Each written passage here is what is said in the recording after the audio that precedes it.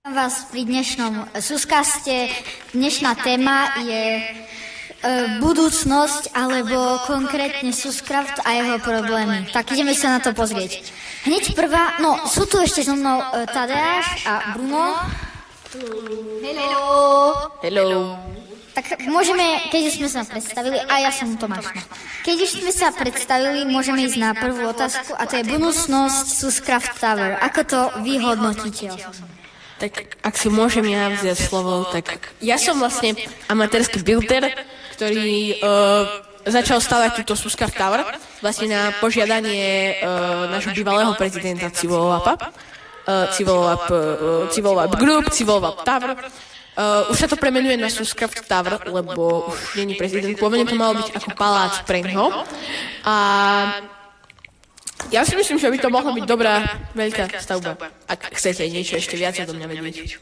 Takže taká iba menšia vsúka, keby ste nevedeli. Tak vlastne momentálny prezident je tu náš organizátor Tomáš. Ahojte. Už si sa predstavila, som chcel, aby si nám povedal nejakú peknú reč.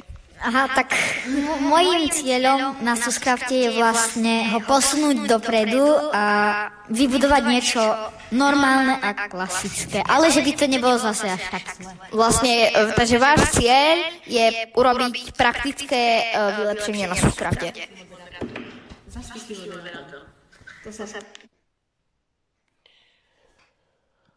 Vás pri dnešnom súskaste. Dnešná téma je... Ideme k téme. Tak. Suscrafte. Prezidenta Civolap Group, Civolap Tower. Už sa to premenuje na Suscraft Tower, lebo už nie je prezident. Pôvodne to malo byť ako palác pre ňoho. A ja si myslím, že by to mohla byť dobrá veľká stavba, ak chcete niečo ešte viac do mňa vedieť. Takže taká iba menšia vsúka, keby ste nevedeli. Tak vlastne momentálny prezident je tu náš organizátor Tomáš. Ahojte. Už si sa predstavila, som chcel, aby si nám povedal nejakú peknú reč. Aha, tak môjim cieľom na Suscrafte je vlastne ho posunúť dopredu a vybudovať niečo normálne a klasické. Ale že by to nebolo zase až tak zle. Vlastne, takže váš cieľ je urobiť praktické vylepšenie na Suscrafte. Tak áno, je to tak, ale nechcem to veľmi zmeniť. Dobre, ideme k téme. Tak. Ešte Bruno chce argumentovať. Musíš dať priestor na argumenty. Sa musíš tak pozerať, či ešte niekto. No, ja ako k tomu by som chcel sa spýtať nášho súčasného prezidenta, či bude využívať Civolap Tower. Tak určite áno, však bude tam ako rokovacia sala a súd, tak aj má tu, takže súdca to bude využívať tiež naplno. Snáď. Dobre, môžeme prejsť k druhej otázke. Severné kráľovstvo. Ako to vy osobne obaja hodnotíte? Ak už nikto niečo nechce povedať, že vtedy by sa ešte niekto mohol zabudiť. Lebo ja by som to... To sa dá vystrihnúť v pohode podľa tých zvukových punktoviem. Že... Ale to majú mikrofón aj tu aj tu je. No, že toto, keď ukončíme nejakú tému, tak sa spýtaj, či ešte nikto nechce, ale keď iba zase pôjdeš ďalšiu otázku, tak to je strašne také, keby sme to strašne strihali. Nie, úplne Dobre, tak ideme ďalej. Takže ak už nikto nemá... Chcete ešte niekto argumentovať v prvej otázke? Super, dobre, môžeš. Chcete ešte niekto náhodou argumentovať v prvej otázke? Nie. Dobre, tak môžeme rovno prejsť k druhej otázke, to je Severné kráľovstvo. Ako ho vy osobne vnímate, alebo aké sú výhody, nevýhody Severného kráľovstva? Tak ja ako panovník a kráľ a zakladateľ Severného kráľovstva, kedy som tam v prvý 14. deň prišiel, videl, zabíjal. Myslím si, že je to skvelé. Není tam kriminalita. Veľa ľudí sa som presťahovalo hlavne kvôli tomu, až dvaja, že na spawne bývali predtým a bola tam strašne veľká kriminalita, nepáčilo sa im tam a všade okolo nich tam rastli nejaké, nie moderné stavby, ale stromy a domy. Stavali sa tam nejaké nové domy, nejaké shopy. Mali to blízko, ale u mňa to bolo také veľmi pekné, rozhegané a čudné. Áno, takže...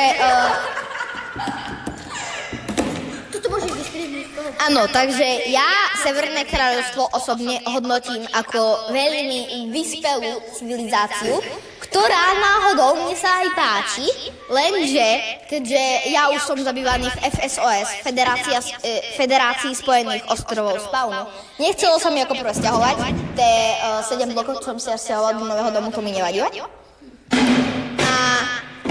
A vôbec, akože, páčilo sa mi to tam, ale nechcel som, keď som si chcel niečo kúpiť alebo navštíviť kamarátov, len tak som vždy pobehovať 1000 blokov, dať im jeden štrk za emerald a vraciať sa. Takže vlastne to sú také výhody a aj nevýhody. No, aj nevýhody a posúvam slovo naspäť moderátorovi.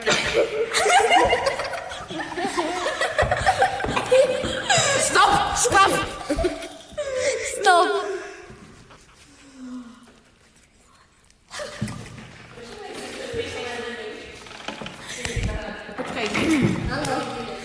Tak môžeme mať ešte nejaké argumenty k druhej otázke?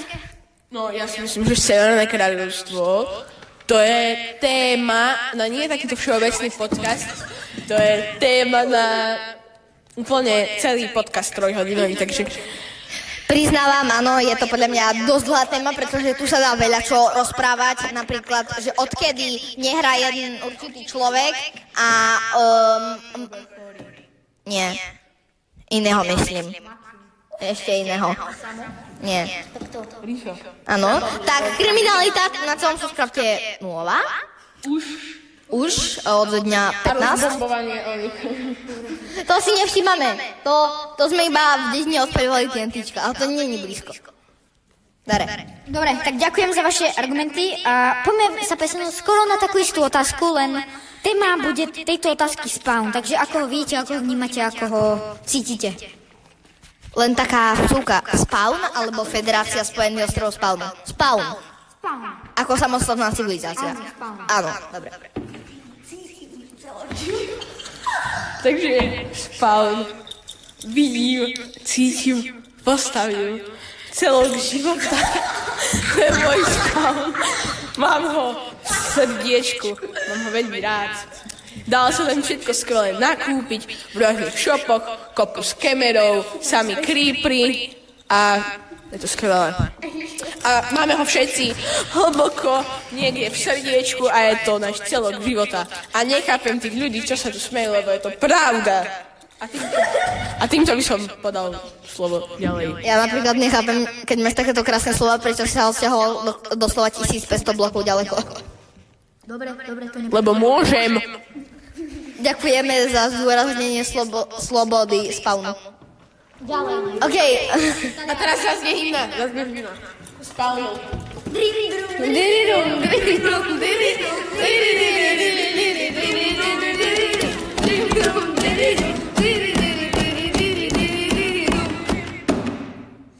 Áno, dobre. A ja osobne vlastne Spawn vnímam ako miesto, na ktoré každý deň, či už normálny alebo Subcraftový, sa vraciam a som tam takmer stále.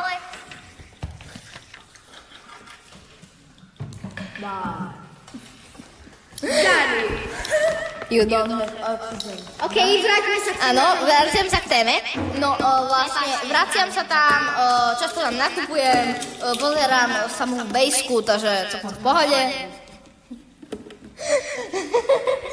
Go away. Áno.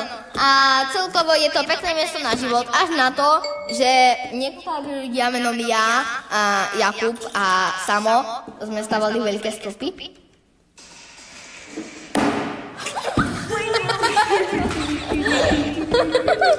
Zara, toto nevystrihneme, to musí ostať. Ale ten speed môžeme. Hej. Áno, no a Takže ja osobne vnímam Spawn ako miesto, vlastne môj druhý domov, kde som aj na začiatku žil a osobne som tam veľmi rád. Cítim sa tam dobre, je to pekne postavené a všetko lístie, 90% lístia, čo tam vidíte, som staval ja. Ak to nie je ohraničenie pozemkov. OK, tak máte ešte obe strany nejaké argumenty? Nie. No, ja si myslím, že Spawn je opäť téma a ja by som asi poprosil, nech znova zaznie hymna Spawnu.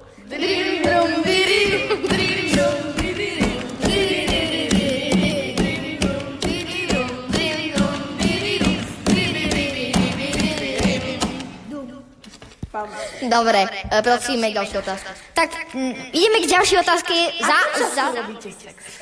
Šimon, to čo sa pýtaš na podcaste, o ktorom sa rozprávame o Minecrafte, to ty robíš tak každý deň? Áno, mám stiahnuté módy. Dobre, poď. Dobre, už. Tento človek tu je nenormálne postihnutý a nepoznáme ho. Nikto ho z nás nepozná.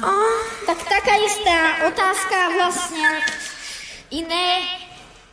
Tak FSOS, alebo Federácia Spojených ostrovov Spawnu. Fuck you off. Ja... Tu preberáme FSOS, kde nebývam a je to vlastne najsilnejšia táto stránka vlastne celého Suscraftu, aby zaznela hymna.